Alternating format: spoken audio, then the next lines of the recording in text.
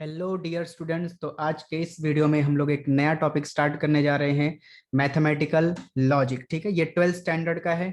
और इसके पहले हम लोग टॉपिक स्टार्ट करें, सबसे पहले देखते हैं कि जो मैथमेटिकल लॉजिक है ये क्यों पढ़ा जाता है, इसका यूज क्या है, वो सारी चीजें हम लोग देख लेते हैं, फिर आगे बढ़ते हैं। तो ये जो लॉजिक वर्ड है ये डिराइव हुआ है ग्रीक वर्ड लोगोस से, जिसका मतलब होता है रीजन।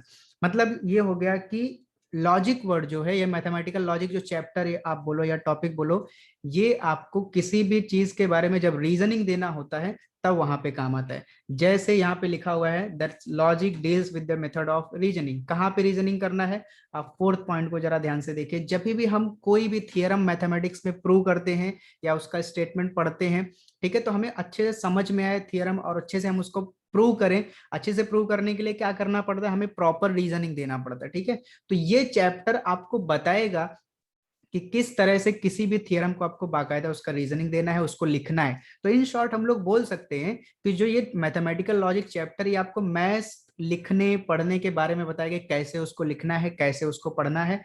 थर्ड पॉइंट आप देखिए, the meaning of statements of theorems, converse of the theorems and corollaries. इसको समझने के लिए और इसको अच्छी तरीके से पढ़ने के लिए आपको हेल्प करेगा। अच्छा, इतना ही नहीं, इसका यूज नहीं है मैथमेटिकल लॉजिक का, और भी इसका यूज है सर्किट डिजाइनिंग में, artificial intelligence and programming in computer science में। तो जब आप 12th के बाद आगे के कोर्सेज करने के लिए जाएंगे, तब वहां पे आपको मैथमेटिकल लॉजिक ये जो चैप्टर है ये आपको दिखेगा, एज एप्लीकेशन दिखेगा। ठीक है, तो यहाँ पे हम बेसिक चीजें जो है वो पढ़ेंगे। ठीक है, तो ये नेक्स्ट दो पॉइंट आपके पास में है, किसने बनाया, कैसे बनाया, स्टेब्लिश कैसे हुआ, ठीक है, ये बताया गया है। तो हम लोग स्टार्ट करेंगे अपना टॉपिक मैथमेटिकल लॉजिक। तो पहला टॉपिक हमारे पास में स्टेटमेंट। लेकिन स्टेटमेंट पढ़ाने से पहले मैं कुछ आपको बोल दूं। देखिए, अगर हम किसी भी पर्टिकुलर चीज का रीजन देने जा रहे हैं तो हमें लैंग्वेज की जरूरत पड़ेगी। लैंग्वेज मतलब हम जो कम्युनिकेशन करने के लिए, जो बातचीत करने के लिए जो यूज करते हैं, ठीक है, तो वो लैंग्वेज। ठीक है, उसके लिए हम लोग सेंटेंस का यूज करते हैं। तो अपने पास में सेंटेंस कितने तरीके के हैं ग्रामर में भाई? अपने पास सेंटेंस है 4 तरीके के, असर्टिव सेंटेंस और इंपरेटिव, एक्सक्लेमेटरी एंड इंट्रोगेटिव। ठीक है, मेन ये 4 टाइप के सेंटेंस है। तो स्टेटमेंट की हमने डेफिनेशन क्या लिखी हुई है, a declarative or assertive sentence which is either true or false but not both simultaneously is called statement। मतलब एक ऐसा सेंटेंस जो किसी चीज को डिक्लेयर करता है और उस जिसकी वैल्यू या तो ट्रू रहेगी या तो फॉल्स रहेगी, लेकिन दोनों एक साथ में नहीं रहेगी, उस सेंटेंस को हम लोग बोलेंगे स्टेटमेंट। ठीक है, अब स्टेटमेंट अगर है तो हमारे पास में उसका कुछ नोटेशन भी होना चाहिए। तो हमारे पास नोटेशन है, स्टेटमेंट को हम लोग डिनोट करेंगे P Q R, small letter P Q R से डिनोट करेंगे, एस एक्सेट्रा एक्सेट्रा जो भी आएगा।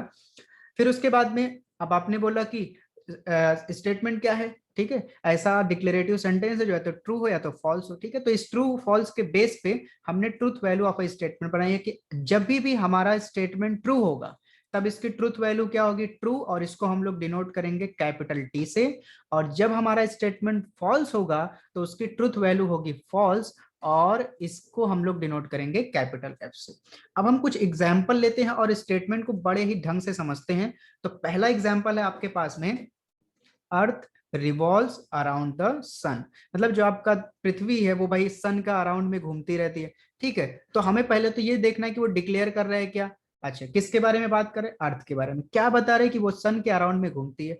अच्छा, तो डिक्लेयर हुआ, यस डिक्लेयर हो गया कि अर्थ जो है वो सन के अराउंड में घूमती है। ठीक है, तो ये स्टेटमेंट है, यस ये स्टेटमेंट है। ठीक है, ये स्टेटमेंट है। उसके बाद में इसका ट्रू फॉल्स वैल्यू आप पता कर लीजिए। ठीक है ना, तो ये ट्रू भी है कि अर्थ जो है वो सन के अराउंड में घूमती है। ठीक, ये ट्रू हो गया। फिर दूसरा एग्जाम्पल अपने पास में है, sun rises in the west. अच्छा, किसके बारे में बात कर रहे हैं, सन के बारे में। क्या बता रहे हैं कि वो राइज होता है, किधर से राइज होता है, वेस्ट से। ठीक है ना, आप पहले ये मत सोचिए वो गलत है सही है, पहले मत सोचिए, डिक्लेयर हो रहा है, यस डिक्लेयर हो रहा है। हम बात कर रहे हैं सूर्य के बारे में, हम बता रहे हैं उसके बारे में। ठीक है, ठीक, तो ये स्टेटमेंट है, यस ये स्टेटमेंट है क्योंकि ये डिक्लेयर हो रहा है। ठीक है, अब इसकी ट्रूथ वैल्यू क्या है भाई, मतलब ये ट्रू है कि फॉल्स है, ये फॉल्स है क्योंकि जो सन है आपका वो तो ईस्ट से निकलता है ना, तो ये तो वेस्ट लिखा है, तो ये फॉल्स हो गया। ठीक, तो इसका मतलब ये फॉल्स है, तो इसका मतलब ये नहीं कि स्टेटमेंट है, हमने बोला है स्टेटमेंट में या तो ट्रू रहे या तो वो फॉल्स रहे। ठीक है, टेंशन वाली बात नहीं है कोई।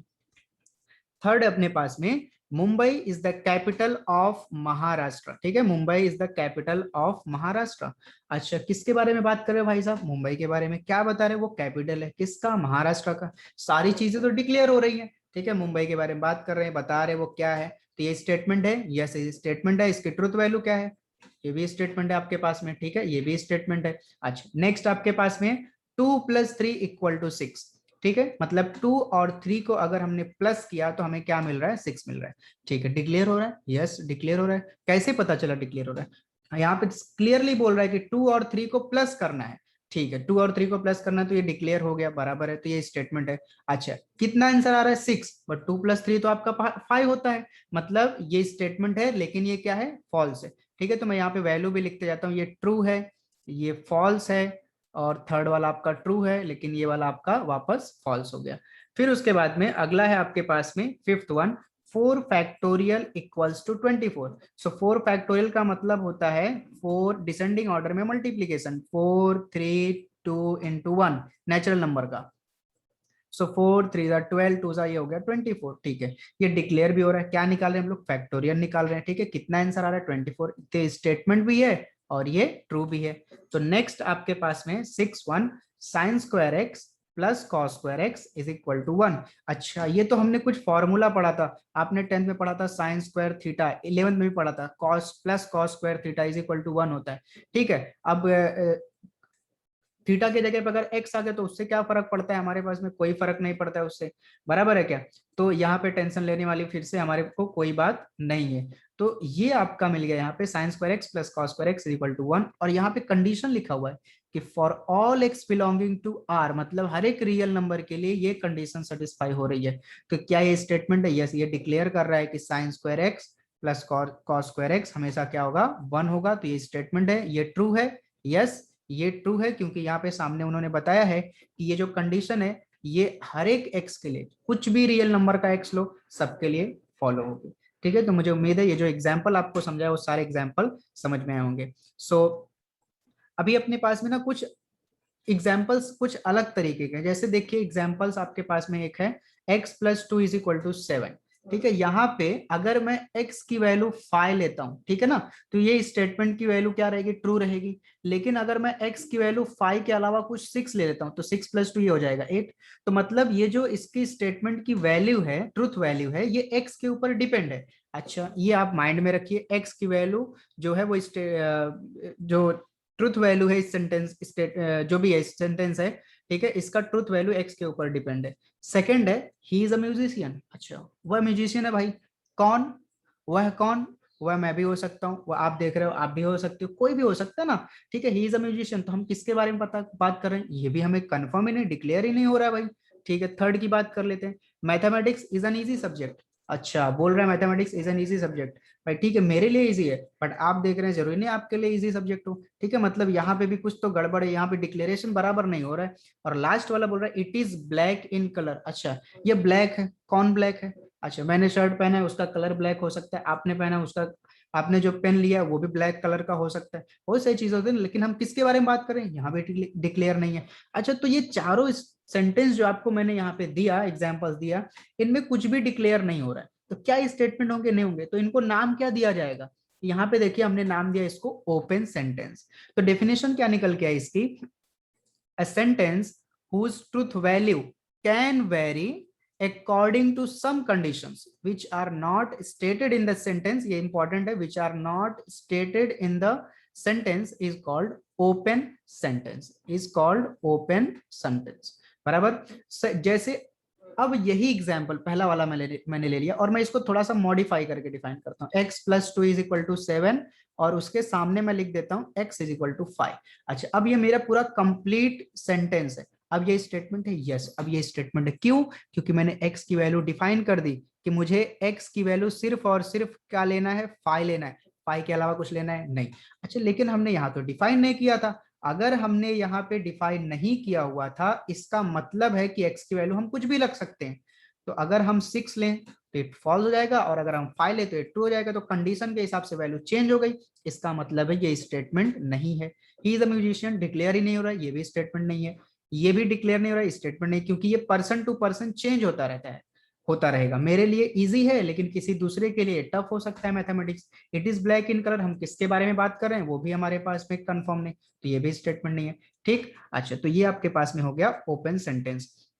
तो यहाँ पे एक चीज नोट डाउन करने वाली है, जब हम इस चैप्टर में आगे बढ़ेंगे तो हमें एक यहाँ पे नोट लिख करके रखते हैं, ये जो ओपन सेंटेंस आपको दिख रहे हैं, ठीक है, इनको हम लोग ओपन सेंटेंस को हम लोग स्टेटमेंट बना सकते हैं, ठीक है ना, स्टेटमेंट बना सकते हैं बाय यूजिंग सम कंडीशंस। जैसे एग्जांपल के लिए मैं आपको बता दूं, यही वाला पहला एग्जांपल ले लिए, ये अभी ओपन सेंटेंस है, x + 2 = 7, लेकिन अगर इसी के सामने मैंने x = 5 डिफाइन कर दिया तब ये क्या बन जाएगा, स्टेटमेंट। तो इसी तरह से ही is a musician, mathematics is an easy subject, ये चीजें ना, इनको, ये सेंटेंस है, इनको हम लोग स्टेटमेंट बना सकते हैं।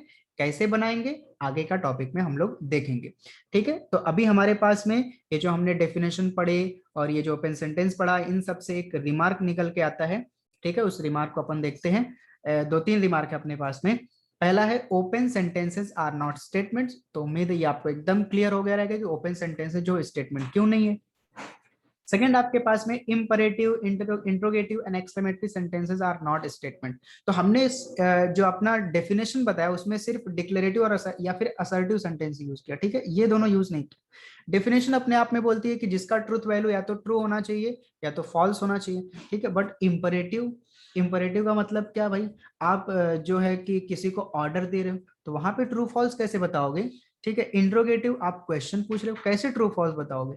एक्सक्लेमेटरी, आप अपनी फीलिंग्स बता रहे हो या किसी दूसरे की, कोई दूसरा अपनी फीलिंग बता रहा है, ठीक है ना। तो ये कभी भी स्टेटमेंट हो सकते हैं क्या, नहीं हो सकते। क्यों, क्योंकि इसमें आप ट्रू फॉल्स बता नहीं सकते हो, डिक्लेयर नहीं कर सकते हो, ये इसलिए स्टेटमेंट कभी भी नहीं होंगे। थर्ड अपने पास में है all mathematical identities are statement. ये स्टेटमेंट हमेशा रहेगा। जैसे अभी आपने एक एग्जांपल देखा पीछे वाले स्लाइड में, sin² x plus cos² x is equal to, अपने पास में क्या हो गया, 1। और हमने लिखा था इसके सामने for all x belonging to r, हर एक r के लिए ये सेटिस्फाई। तो ये तो ट्रिग्नोमेट्रिक आइडेंटिटी बोलते हैं ना इसको। अच्छा, तो ये मैथमेटिकल आइडेंटिटी भी हो गया। इसका मतलब है कि ये स्टेटमेंट हमेशा रहेगा। और अपन ने पीछे एग्जांपल में देखा, इसी तरह से देखो अलजेब्राइक आइडेंटिटी, मतलब a + b का होल स्क्वायर क्या होता है, a² + 2ab + b², बराबर। ये जो a + b का होल स्क्वायर, ये हर एक रियल नंबर के लिए वैलिड है, हर एक रियल नंबर के लिए। कुछ भी ले लो आप, ए बी कोई भी रियल नंबर ले लो, सबके लिए वैलिड है। तो ये भी एक क्या, यूनिवर्सली एक्सेप्टेड है भाई, इसलिए ये क्या है, मैथमेटिकल आइडेंटिटी जितने भी रहेंगे सब क्या रहेंगे, स्टेटमेंट रहेंगे। फिर उसके बाद में लास्ट टॉपिक है अपने पास में, लास्ट पॉइंट है सेंटेंसेस इंक्लूडिंग प्रोनाउंस। जैसे आपने देखा it is black in colour, किसके बारे में बात करें, ही इज म्यूजिशियन, ही कौन है। तो जब प्रोनाउंस आएंगे, टाइम वेरिएबल आएगा, प्लेस वेरिएबल आएगा, तब वो सेंटेंसेस जो है वो स्टेटमेंट्स नहीं होंगे। टाइम वेरिएबल का मतलब क्या हो गया भाई, व्हेन, ठीक है, नाउ, ठीक है, देन, ये सब क्या टाइम वेरिएबल है, ठीक है। तो ये जब भी आएंगे तभी आप क्या रहेगा, आपका जो सेंटेंस रहेगा वो स्टेटमेंट रहेगा। प्लेस वेरिएबल मतलब क्या हो गया, हेयर, देयर, ठीक है, ये सब प्लेस वेरिएबल हो गए। और टाइम वेरिएबल में टुमारो, टुडे, जैसे आपको एग्जांपल दिया गया टुडे इज फ्राइडे, तो जिस दिन फ्राइडे होगा उस दिन तो वो स्टेटमेंट ट्रू होगा। लेकिन अगर हम वही स्टेटमेंट, टुडे इज फ्राइडे, मैंने एग्जांपल दिया, मैं लिख देता हूँ कंफ्यूजन ना हो, टुडे इज फ्राइडे, अगर ऐसा बोला टुडे इज फ्राइडे, तो जिस दिन फ्राइडे रहेगा उस दिन ये स्टेटमेंट क्या रहेगा, ट्रू रहेगा। लेकिन अगर फ्राइडे नहीं रहेगा तो स्टेटमेंट क्या हो जाएगा, फॉल्स। तो ये मतलब डे चेंज होने के हिसाब से इस स्टेटमेंट की, इस सेंटेंस की वैल्यू भी क्या होती रहेगी, चेंज होती रहेगी। इसलिए हमने इसको स्टेटमेंट की कैटेगरी में नहीं रखा हुआ है, ठीक है। तो मुझे उम्मीद है आज जो भी आपको स्टेटमेंट और ओपन सेंटेंस का टॉपिक पढ़ाया ये आपको एकदम क्लियरली समझ में आया होगा। तो नेक्स्ट वीडियो में हम लोग इसके ऊपर जो भी एग्जाम्पल्स रहेंगे एक्सरसाइज के वो देखेंगे। सो मिलते हैं नेक्स्ट वीडियो में। तब तक के लिए थैंक यू सो मच। और आपको देखो ये जो भी नोट्स चाहिए, ये स्लाइड का आप ले सकते हो और आपके नोटबुक में नोट डाउन कर सकते हो। आप इसका पॉज करो, स्क्रीनशॉट लो और फिर आपकी नोटबुक में लिखो। तो मिलते हैं नेक्स्ट वीडियो में, तब तक के लिए थैंक यू सो मच।